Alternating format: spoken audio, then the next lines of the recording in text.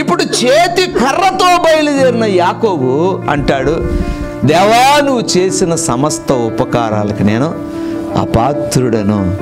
ఇదిగో ఒంటరిగా వెళ్ళాను, చేతికర్రతో వెళ్ళాను, నా భవిష్యత్తు ఏంటో నాకు తెలీదు, ఎక్కడ పని దొరుకుతుందో నాకు తెలీదు.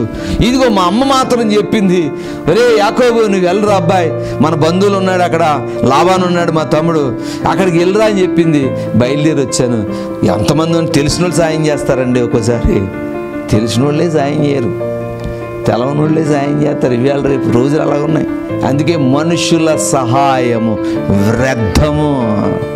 నీవు నేను దేవుడు పిలిచాడని ఎరగండి. ఫస్ట్ నేను క్రీస్తులో ఏమై ఉన్నాననేది నువ్వు తెలుసుకోగలిగితే, నేనేమన్నా తెలుసుకోగలిగితే దాని మించిన అద్భుతం లేదండి. నిన్నెవ్వరూ నడిపించవలసిన లేదండి. పరిశుద్ధాత్మ దేవుడే నీకు తోడై నడిపిస్తాడు. దేవుని స్తోత్రం. హల్లెలూయా.